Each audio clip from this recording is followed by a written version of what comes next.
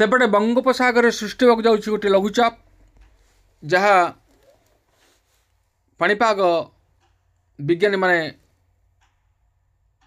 तापरे तीक्ष्ण दृष्टि रखिंट। यही तथ्य प्रदान करछंती जैकोन निकोलस।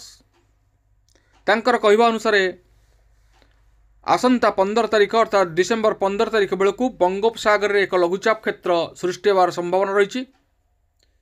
यह लघुचाप क्षेत्र केउं स्थान सृष्टि होब एवं यह केते भीषण रूप नेब से संबंध में कौन सठिक तथ्य वर्तमान आमर हस्तगत होना एवं पाणीपाग विज्ञानी माने लघुचाप उपर कौन तथ्य एपर्यंत प्रदान करना।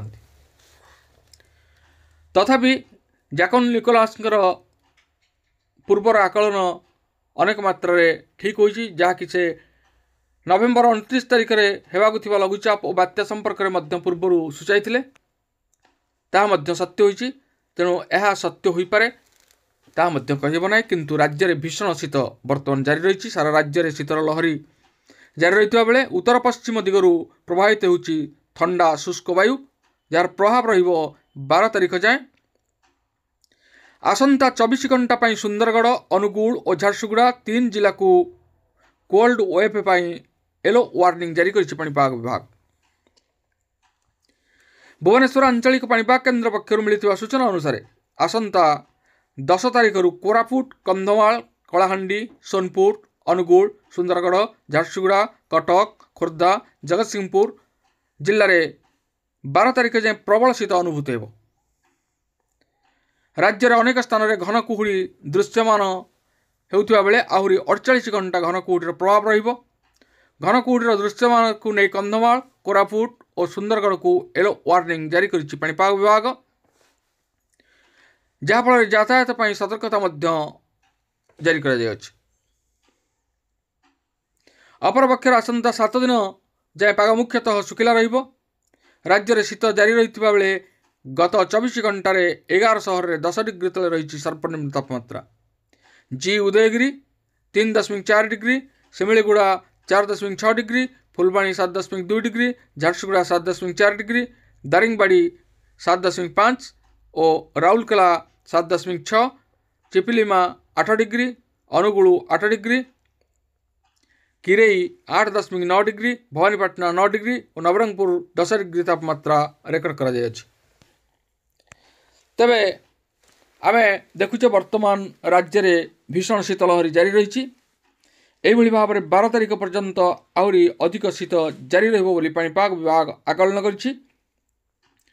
यार भितर जदि बंगोपसागर लघुचाप सृष्टि हुए तेबे निश्चित रूपे तापमात्रा ह्रास घटिबो एवं पारद उपर मुहां हेबो। तेबे ए लघुचाप उपरे वर्तमान तो किसी सठिक तथ्य नहीं। यह सत्य कि मिथ्या ताहा समय आसिले जना पड़िबो। जदि पाणीपाग विज्ञानी माने एही लघुचाप संपर्क में कौन सविशेष तथ्य प्रदान करती तेज ताहा आमे आपण मानकर अवगत निमंते निश्चित सर्वप्रथम जणाइबु।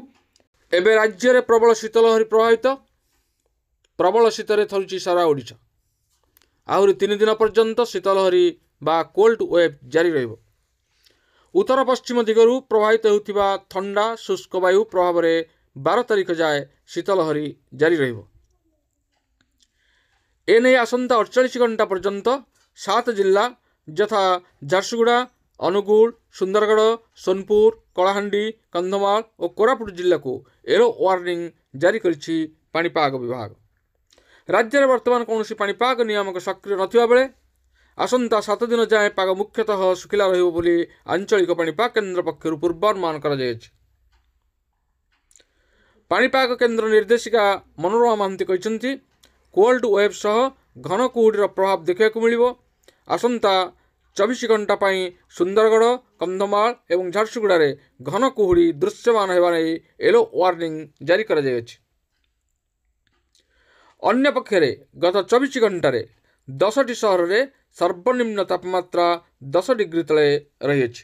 तेबे जी उदयगिरी सर्वनिम्न तापमात्रा 4.8 डिग्री रही बेले सिमिलीगुड़ा 6.2, फुलबाणी 6.8, चिपलिमा 7.3, राउरकेला 6.7, दारिंगबाड़ी और झारसुगुड़ा 8, ଅନୁଗୁଳ ଭବାନୀପାଟଣାରେ 9 डिग्री और किरईरे 9.3 डिग्री तापमात्रा रेकर्ड कर सेहीपरि भुवनेश्वर में 13.7 और कटक में 12.6 डिग्री तापमात्रा रही विभाग पक्षर सूचना दि जाए। तेबे ए थिला आजिर पाणीपाग संपर्कित विशेष गुरुत्वपूर्ण सूचना। आज पुणी देखा आगामी भिडियो। धन्यवाद, नमस्कार।